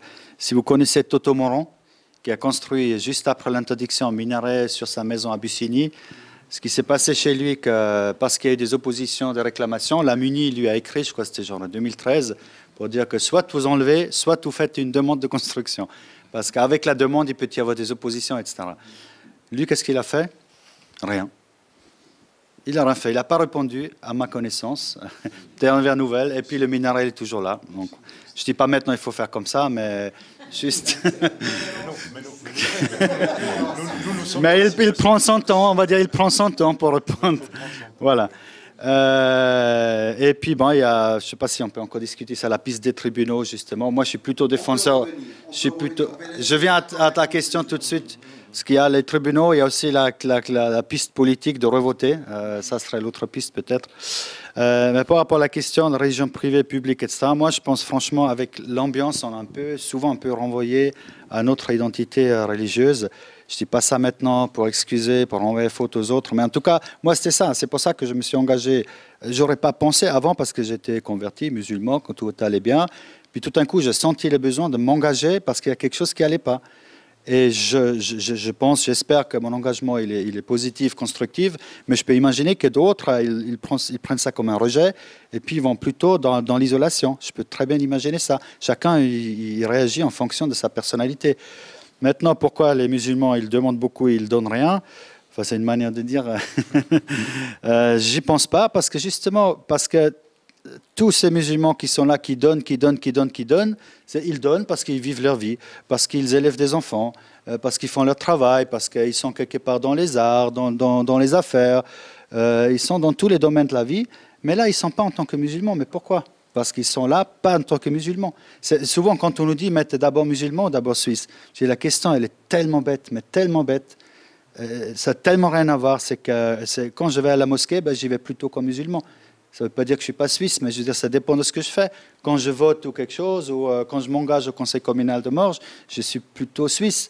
Ça ne veut pas dire que je ne suis pas musulman, mais je veux dire, la question, elle ne se pose tellement pas. Elle ne se pose pas déjà parce qu'il n'y a pas d'opposition entre les deux. C'est ça déjà qu'il faut comprendre. Donc les musulmans, pour tout ce qui est social, culturel, économique, ils donnent tous les jours, beaucoup. Et après, quand c'est des questions qui touchent à la religion, évidemment, on est identifié comme quelqu'un qui représente la religion parce que le sujet il est religieux. On peut prendre l'exemple de la sépulture musulmane à Lausanne. Franchement, c'est une petite chose. Il y a des gens dans la communauté musulmane qui se font enterrer avec tout le monde, ça les préoccupe pas. D'autres, ils préfèrent d'être enterrés vers la Mecque, etc. Et là, ils ont besoin d'une place parce que c'est pas forcément... parce qu'ils veulent se séparer des autres. J'avoue qu'il y a quelques-uns comme ça, ils préfèrent que ce soit en communauté, mais il y en a beaucoup, c'est pas pour ça, c'est juste parce que les lignes comme elles sont actuellement, elles ne permettent pas l'enterrement vers la Mecque. Donc il faut quelque part une place qui permet ça. Et puis cette sépulture musulmane, franchement, c'est quelque chose de tellement humain, de tellement basique, de pouvoir au moins s'enterrer selon ses propres rites. Ça fait tellement de vagues, pétitions, trucs, médias. Je dis, mais arrêtez. On nous renvoie à notre religion, à notre identité musulmane, tout simplement parce que les gens veulent être enterrés selon leurs croyances. Vous voyez ? Il y a plusieurs points sur lesquels j'aimerais revenir par rapport à Pascal. Par exemple, la question des minarets, des cimetières. Nous avons eu ce problème au départ, lorsque la mosquée a été construite.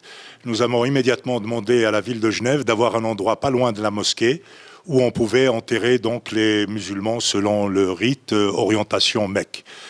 On est tombé sur Guy-Olivier Segon à cette époque-là. C'était un homme extrêmement intelligent. Eh bien, il a cherché l'endroit dans le cimetière public qui convenait puisque toutes les tombes étaient orientées sud-est. Donc il faut savoir aussi quelle est la personne qui va s'impliquer avec nous pour faciliter la demande. Et ces demandes-là ne se présentaient pas comme des revendications. C'était des attentes de la part de la ville ou du canton, afin qu'ils puissent comprendre que nous aussi vivons ici, nous apportons à la société et nous attendons que la société puisse aussi nous apporter une part qui répond à nos besoins propres. Je crois qu'il est important aujourd'hui que tous ceux qui représentent entre guillemets, les communautés musulmanes soient de véritables représentants de la communauté musulmane. Parce que ce qui me gêne beaucoup quand je parle avec ce que j'appelle la majorité silencieuse, sont des musulmans. Ils ne sont pas obligatoirement rattachés directement à une mosquée ou à un centre religieux, mais ce sont des musulmans, historiquement, culturellement, et ainsi de suite. Et ces gens-là qui forment la majorité se sentent eux-mêmes exclus par ceux qui se définissent comme étant les représentants des musulmans ici en Suisse. Donc il faut travailler sur la représentativité. Et tant qu'on n'a pas des gens qui représentent très largement les musulmans, que ce soit les musulmans qui sont directement liés à la mosquée ou qui sont rattachés à l'islam par son histoire ou par sa culture, il faut un travail sur nous-mêmes. Je pense que, encore une fois, je martèle le fait que j'ai compris à partir des 40 années d'expérience au sein des différentes communautés, au service de ma communauté et de moi-même, je me suis rendu compte en définitif que ceux qui étaient à l'extérieur et qui attaquaient nos valeurs venaient parce qu'ils savaient que nous-mêmes, nous n'étions pas capables de les connaître convenablement pour bien les défendre.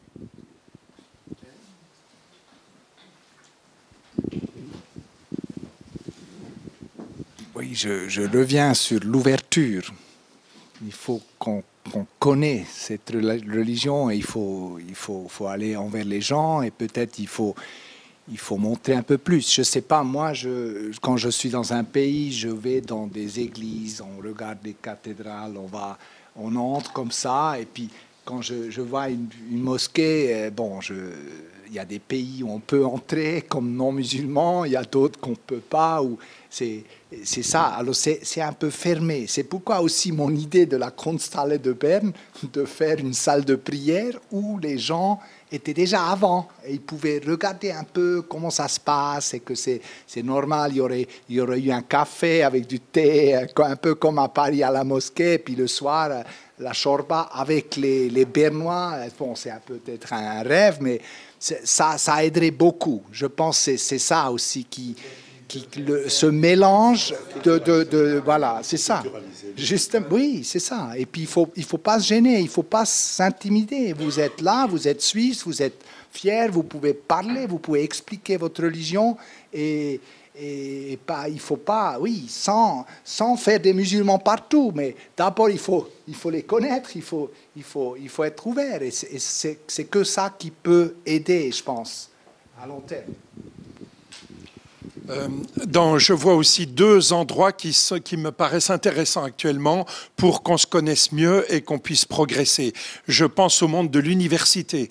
Je pense qu'il y a des colloques, il y a des choses qui se font. On entrevoit peut-être aussi des possibilités un jour pour la formation des imams, pour une meilleure connaissance des imams présents en Suisse, de la culture suisse, de la société suisse. Donc il me semble que ce monde universitaire, il apporte quelque chose. Je défendrai aussi un tout petit peu le monde des médias, parce que j'ai été 14 ans journaliste à la radio suisse romande, et on n'a pas toujours dit que du mal des musulmans. Donc, ayant eu la chance de pouvoir cofonder le magazine Haute Fréquence, magazine interreligieux de la radio suisse romande, qui existe depuis 20 ans, je pense qu'on a donné la parole à beaucoup de musulmans, dont Afid, dont je pense toi aussi, Pascal, après moi, mais j'avais déjà quitté la radio, mais tu as pu t'exprimer. Donc, il y a quand même, de temps en temps, vous lisez bien dans La Liberté, dans d'autres, vous lisez et vous entendez des choses qui sont positives.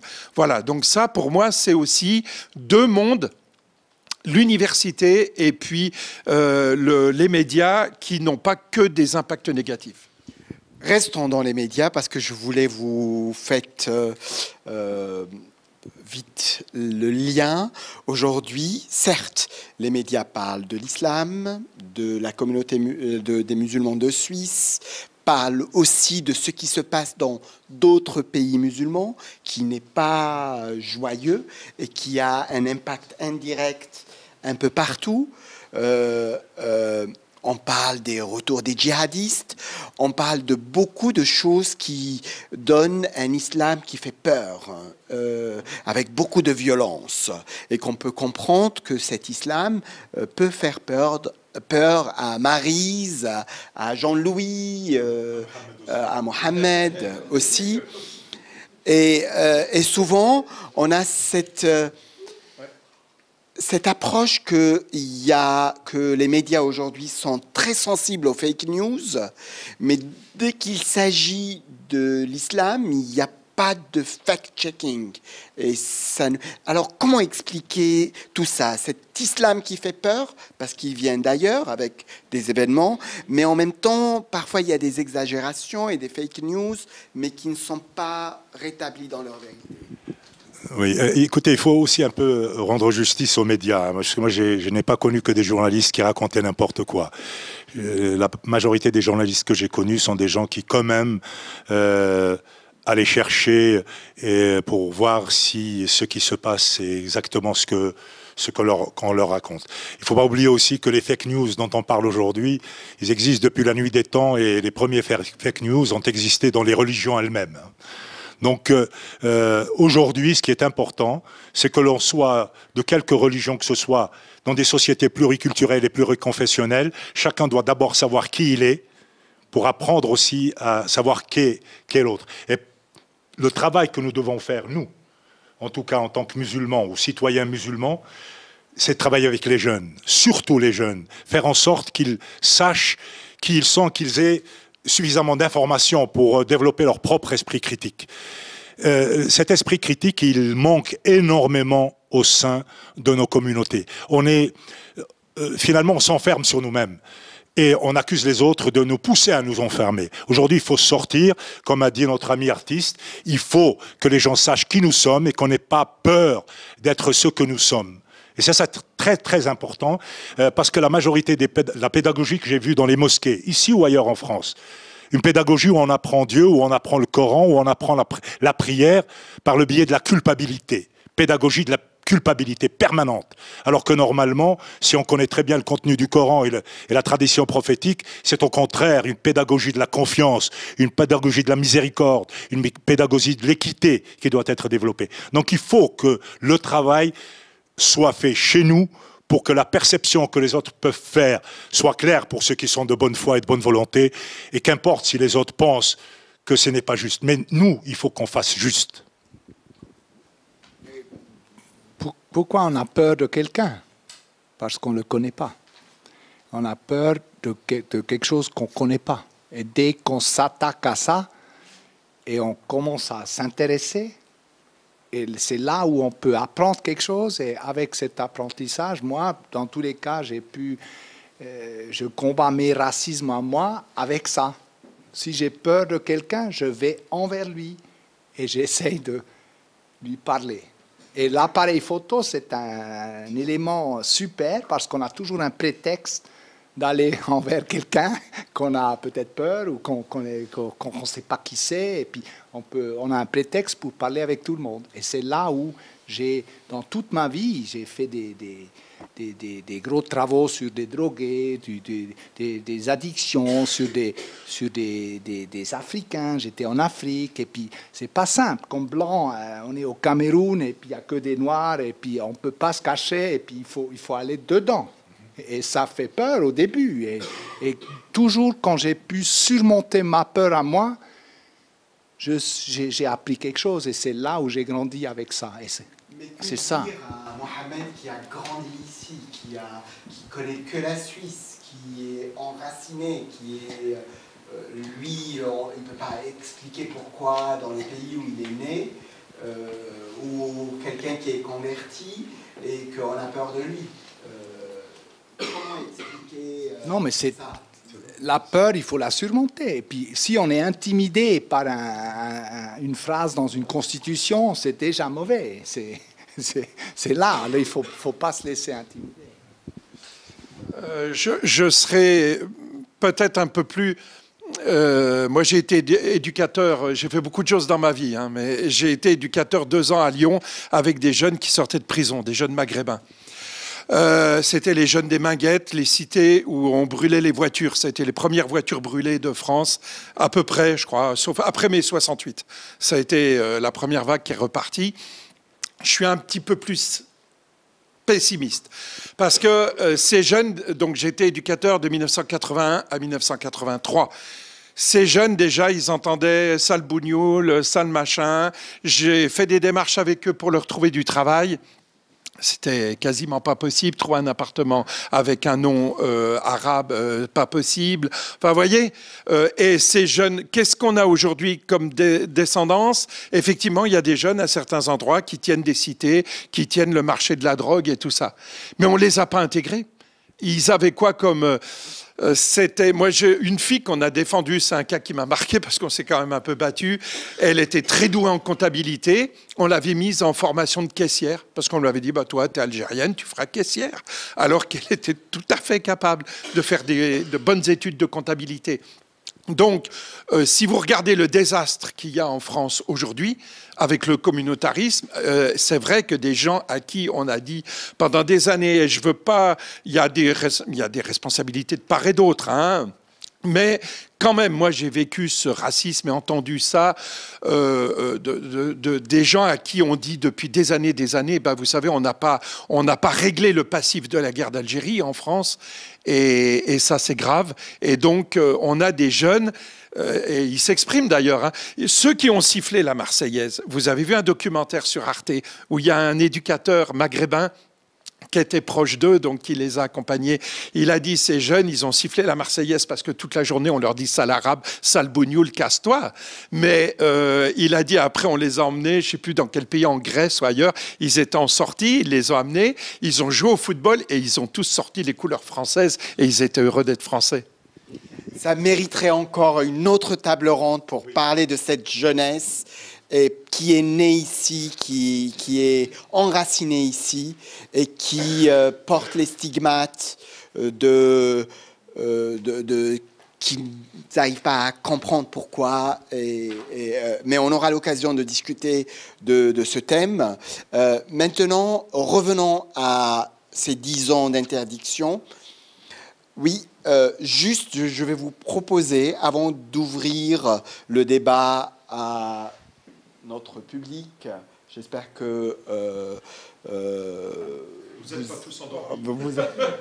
vous avez un peu de l'énergie à consacrer à cette table ronde. Je vous dis, en quelques mots, quelles sont les pistes pour sortir de cette interdiction, si pistes il y a?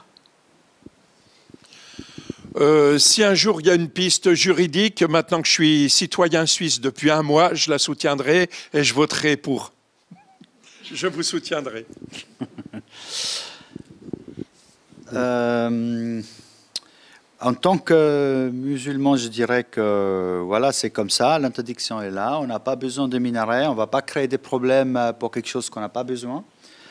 Et en tant que citoyen, je dirais que moi, je n'ai pas envie de cette honte dans ma constitution et qu'à mon avis, il faut la supprimer.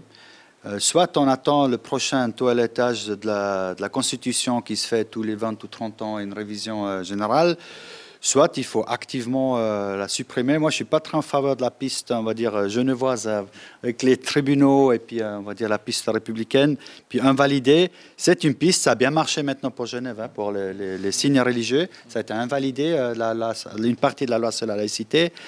Mais je pense que le peuple, il doit défaire ce qu'il a fait et le peuple, il doit voter et puis supprimer ça. Et je pense honnêtement, aujourd'hui, 10 ans après, on peut en parler parce que tout de suite après, 2-3 ans après, ça ne se fait pas, ça a été voté, ça a été voté. Mais là, une décennie a passé, à mon avis, on peut commencer à parler de supprimer ce truc-là de notre Constitution. Moi, je rejoins tout à fait les propos de Pascal, parce qu'il y a 2 réponses à apporter. Il y a la réponse du croyant et la réponse du citoyen. En ce qui me concerne, je crois que cette tâche dans la Constitution qui finalement nous généralise tous, sans exception, en principe, elle devrait, au bout d'un certain temps, disparaître, mais elle disparaîtra par des actions positives que nous aurons apportées à la société, et aux preuves qu'on aura apportées, que nous sommes tout à fait, non seulement intégrables, parce que souvent on parle avec des citoyens en leur disant t'es pas intégré alors qu'il est citoyen. C'est tout ce langage-là est un petit peu mal fagoté. Donc, je n'ai pas accepté de faire une requête auprès de la Cour européenne des droits de l'homme pour baisser l'échine. Et je dis bien que ce n'est pas le vote populaire que nous avons refusé, ce n'est pas contre la démocratie que nous avons fait cela, c'était tout simplement parce qu'il nous paraissait qu'il manquait de droits dans cette démocratie qui permettait aux gens d'aller atteindre les droits fondamentaux sans détour. Donc, ce qui est important, maintenant, j'aimerais bien qu'on puisse faire un sondage après 10 ans pour savoir si cette votation devait être présentée aujourd'hui, quel en serait le résultat. On peut avoir des surprises, mais ça serait bien de le savoir pour pouvoir continuer à travailler sur d'autres thèmes. Il ne faut pas qu'on soit complètement fixé sur la question des minarets parce qu'on risque de perdre toutes les autres questions dans lesquelles on doit s'investir. Nous avons des questions sociétales qui se posent à nous en même temps qu'à n'importe qui. Et nous sommes là pour apporter des réponses aux crises qui touchent tout le monde. Et c'est comme cela que finalement ceux qui prétendent avoir peur de nous commenceront à comprendre que nous sommes des gens complètement de bonne foi et de bonne volonté au sein d'une société qui se respecte. J'ai peur que ceux qui ont voté contre à l'époque, aujourd'hui, ils sont peut-être contents que c'est dedans. Ça, c'est une peur que j'ai. Mais j'ai aussi l'idée que peut-être un jour, les Suisses se rendent compte et ils sont gênés de cette phrase dans la Constitution. Et c'est ça qui va la balayer après, comme ça. Alors, je suis entre ces deux-là et je ne sais pas. Et c'est peut-être pas une mauvaise idée de mettre le thermomètre un jour pour voir ça. Peut-être on paye la bilag, peut-être là le RTS pourrait commencer à faire ça parce ils ont de l'argent pour ces sondages-là et ça serait peut-être pas mal. Mais bon, eux, ils ont besoin d'un crochet et maintenant ils ont raté le crochet de 10 ans. Alors je ne sais pas comment on peut arriver à ça. Voilà, merci beaucoup. Merci Pascal Gamperle, merci Michael von Grafenried, merci Dominique Vincent et merci Hafidou Ardiri. Si vous avez des questions, on va entamer le dernier quart d'heure vous pouvez revenir sur une des thématiques ou poser une question qui nous a échappé. Moi, je trouve par exemple qu'il y a quelque chose de plus important que les minarets aujourd'hui. Et puis qui, en tout cas par rapport aux musulmans, devant laquelle il faut savoir être, c'est toute la question qu'on appelle aujourd'hui la question de la radicalisation. Ça, c'est quelque chose de beaucoup plus sournois et beaucoup plus terrible que la question des minarets. Parce qu'en fait, actuellement, si les gens se renseignent bien, ça va être un socle qui va construire en fait pratiquement tout le futur des musulmans. Donc là, il y a une grande attentivité à avoir à plein de niveaux. Donc au niveau sociétal, bien sûr, parce que au niveau sociétal, on n'a rien gagné au niveau d'une reconnaissance sociale, si je puis dire. Là, c'est tout un travail. Mais je veux dire aussi, pour moi, il y a un grand problème politique. Dans le sens où finalement, là, les politiciens sont aussi, pour moi, les plus ignorants au niveau, justement, bon, on parlait de l'UDC qui n'ont jamais rencontré des musulmans, etc. Mais il y a aussi beaucoup d'autres personnes dans les parlements, etc. Et c'est là le problème. Ce sont eux qui posent les questions les plus étranges, parfois. Et quand on reçoit certains... Alors, il y a des politiques qui sont avertis, je puis dire, certains qu'on connaît, etc. Et puis, il y a tous les autres. Donc, il y a beaucoup de questions. Qui veut répondre? Et est-ce que c'est l'UDC qui va vous rencontrer ou vous pouvez aller rencontrer l'UDC? Nous, on rencontre l'UDC. Pour moi, il n'est pas dans l'UDC. Non, je ne vais pas répondre, mais ça m'interpelle ce que notre cher ami dit. Mais en même temps, il faut qu'on fasse très attention, qu'on ne finisse pas par entériner la radicalisation. La radicalisation, c'est quelque chose qui touche tout le monde et il ne faut pas qu'on la laisse simplement être mise sur notre compte. Donc, en même temps, le travail qu'on peut faire au sujet de la radicalisation, c'est déjà aller contre la radicalisation de l'ignorance que nous avons les uns à l'égard des autres. Et ça, c'est une sacrée radicalisation, que cette ignorance sacrée que nous avons les uns à l'égard des autres et développer le dialogue, un vrai dialogue, un dialogue dynamique pour que chacun connaisse l'autre sans être dans le jugement ou dans le rejet. Ça, c'est une chose. La radicalisation aujourd'hui, malheureusement, il y en a beaucoup qui aujourd'hui ont fait leur gagne-pain et il ne faut pas qu'on tombe dans ce piège au point de laisser croire que ça ne concerne que nous. Mais la radicalisation, ça n'a rien à voir avec l'islam ou avec la christianité. C'est partout. C'est un problème de société qui est là. Et c'est ça. Et bien sûr, tout le monde doit combattre ça, mais c'est pas lié au débat d'aujourd'hui, je pense. Ici, là. C'est aussi un grand débat qui aurait mérité plus qu'une table ronde, une table 1, 2 et 3 et 4 et ainsi de suite. Qui veut poser la question? Et c'est pour ça qu'on ne voulait pas l'aborder, parce que... Oui, moi j'ai beaucoup aimé les différents regards que vous avez apportés. Par contre, il me manque quelque chose, c'est un peu une analyse sociologique. Qu'est-ce qui fait qu'à l'origine, tout le monde s'est trompé? Je veux dire, au moment du vote. Et peut-être qu'il faudrait faire un travail parce que je pense qu'il y a aussi un décalage de société. Et alors, bien sûr, on parle de la peur de l'islam. Il y a aussi, j'en connais, des peurs vis-à-vis de l'Occident. Donc, les peurs, voilà, se croiser et s'encouragent. Et puis, il faut peut-être rajouter une chose. Alors, si on ne prend pas la racine, qu'on ne comprend pas ce décalage qui s'est produit, on le voit aussi en voyant dans quelle zone l'initiative a été acceptée ou rejetée. Hein, il me semble que là, il y a un travail qui doit se faire.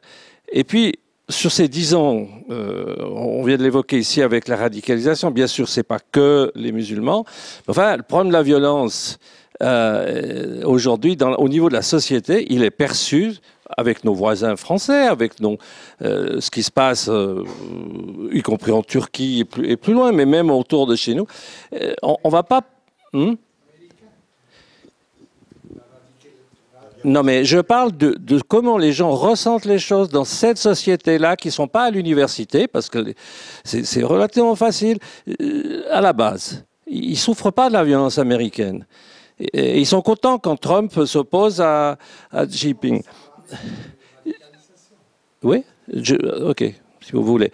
Mon intervention, c'était juste pour dire, on ne peut pas traiter ça uniquement en termes religieux.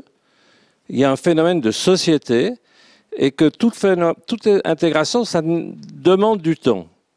Et malheureusement, les 10 ans écoulés n'ont pas favorisé un rapprochement. Alors, je ne suis pas tout à fait sûr avec mon ami Hafid qu'il faut faire maintenant la tentative, la prise de température au niveau du peuple suisse. Vous voulez... Juste une petite chose, je parlais justement des jeunes des banlieues qu'on a délaissés en France, en Belgique et ailleurs. Vous avez remarqué que c'est parmi ces jeunes qu'il y a des djihadistes qui sont partis, qui sont devenus violents, ceux qui ont égorgé le père Hamel. Tout ça, c'était pas des grands théologiens musulmans. Hein. Ils ont été convertis, enfin, vous voyez, et ils ont utilisé la violence de dernière minute. Donc, mais malheureusement, voilà, c'est le pourrissement des situations, en tout cas dans ce cas-là.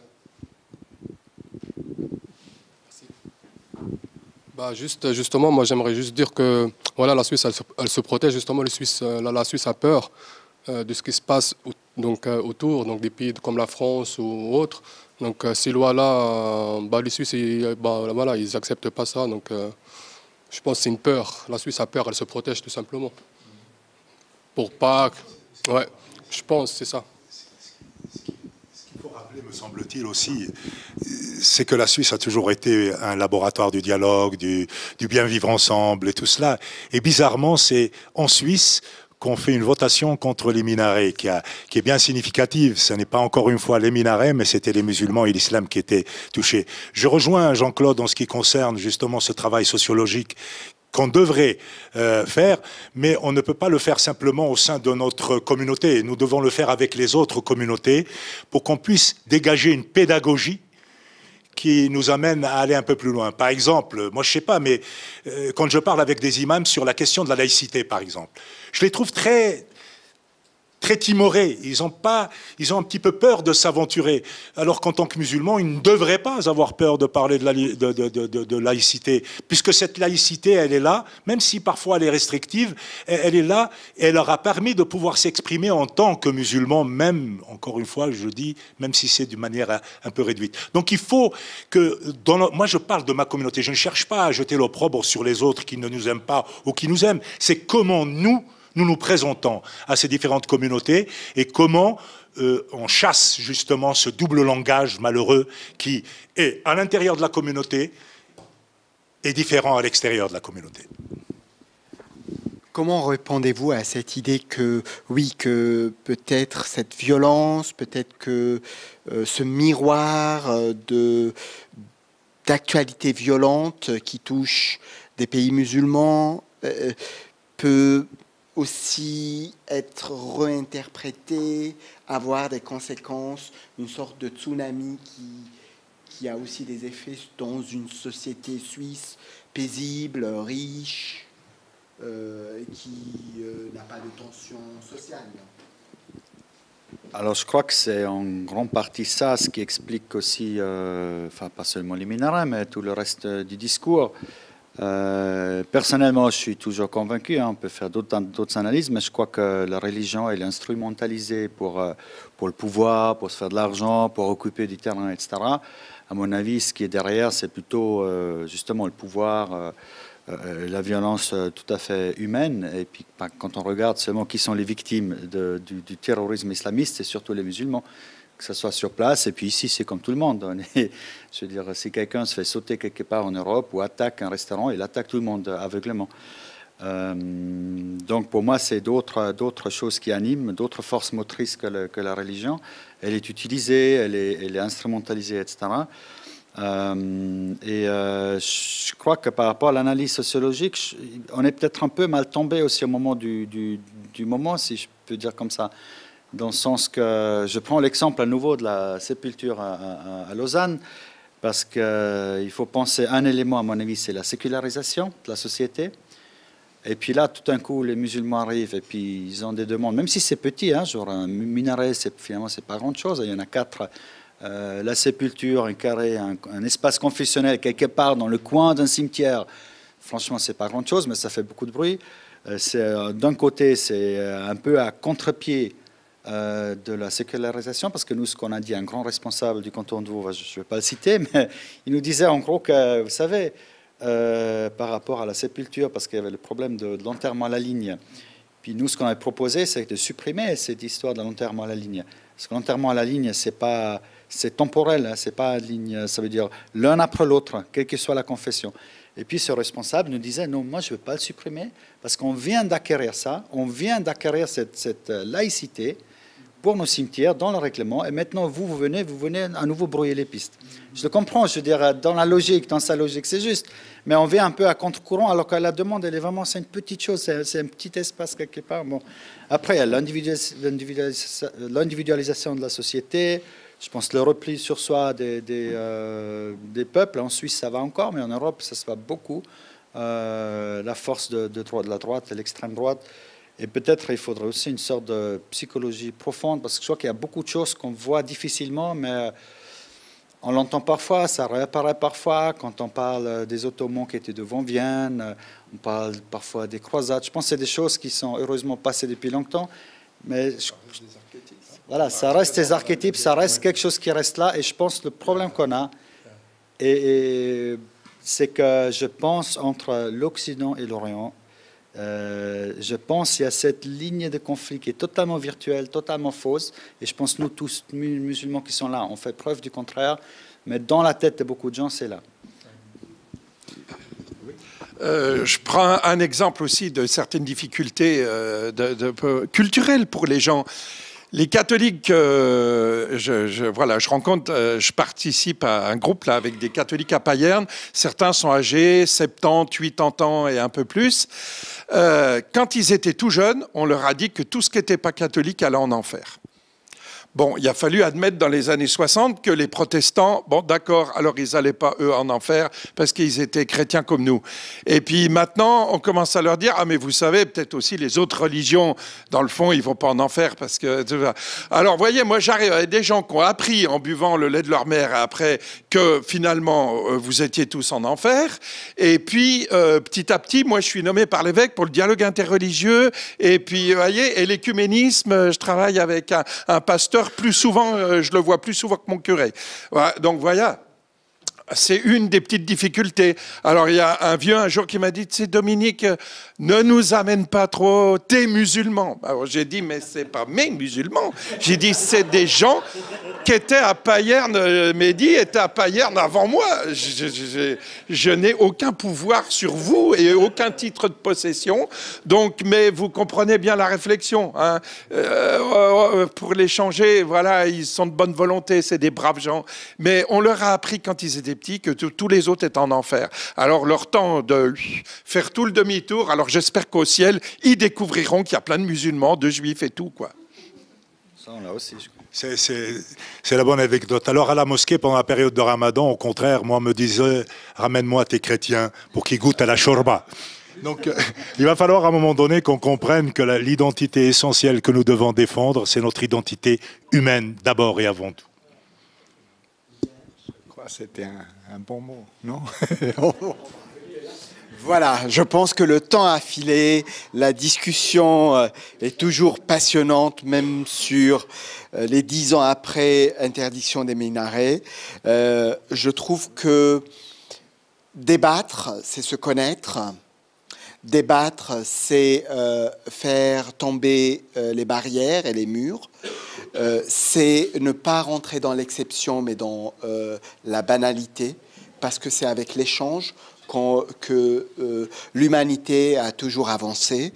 Je trouve que c'est clair qu'aujourd'hui, peut-être, parmi vous, il y a des gens qui repartent avec une sorte de frustration qu'on n'a pas abordé des thèmes comme la radicalisation et plein d'autres thématiques. On voulait rester sur la thématique du minaret et j'espère que grâce à Hafid et l'énergie de Pascal, vous pourriez être invité encore à d'autres thématiques autour de tables rondes qui libèrent la parole et qui la rendent surtout banale et ordinaire. Alors moi, personnellement, l'interdiction des minarets, je l'ai pas... Ça marche ? Ouais. Je l'ai pas spécialement connu en tant que tel. Pour moi, déjà... Ça me paraissait évident quand j'étais petit, mais je me suis aperçu que c'était pas évident pour tout le monde. Mais comme quoi, justement, avant d'être un musulman ou quoi que ce soit d'autre, j'étais moi. Et j'ai jamais cherché à me définir par un citoyen, par un musulman comme ça, mais juste me définir en tant qu'être humain. Et c'est vrai que moi, je me suis aperçu que c'était pas comme ça pour tout le monde, notamment quand il y a eu justement au cimetière de Lausanne, quand il y a eu justement les tombes qui ont été profanées. Et ça, c'est quelque chose qui m'a profondément marqué parce que j'étais assez jeune. Bon, c'était il n'y a pas très longtemps. Et surtout, en fait, il y a ma mère qui est morte et qui est enterrée dans ce cimetière. Et c'est à ce moment-là que j'ai appris justement qu'est-ce que pouvait faire l'indifférence des gens, qu'est-ce que pouvait faire la haine. Et c'est à ce moment-là aussi, non seulement que j'ai commencé à remettre en question ma raison d'être. Et c'est à ce moment-là que aussi, notamment, j'ai commencé mon engagement politique pour le climat, que je me suis lancé dans les mouvements sociaux et tout ça, parce que j'étais là, mais non, on doit vivre ensemble, on doit améliorer ça, et c'est pour tout le monde. Et moi, c'est notamment avec ça, justement, que j'ai appris justement un peu à me développer. C'est quelque chose, aujourd'hui, qui, m'a beaucoup servi. Je pense que ça clôture cette soirée sur une parole de la génération à venir, et qui a l'avenir entre ses mains. Merci beaucoup. Merci à Michael van Graffenried. Merci à Hafid Ouardiri, Pascal Camperlé et à Dominique Voinson. Pour remercier avec Hafid, je te donne la charge pour la distribution. C'est pour moi. Ouais. Alors, il y en a 3, tu choisis à qui tu vas les donner. Merci aussi aux modérateurs. Merci beaucoup d'avoir été disponible comme ça, vraiment à la dernière minute. Mais il y aura d'autres occasions, on va prendre un peu plus de temps. Et puis, dernier mot que je voulais absolument prononcer ce soir, je n'ai pas encore trouvé l'occasion, mais c'est maintenant. Je suis sûr que Michael va exposer en Suisse. Je m'engagerai pour et on trouvera une solution. Inch'Allah.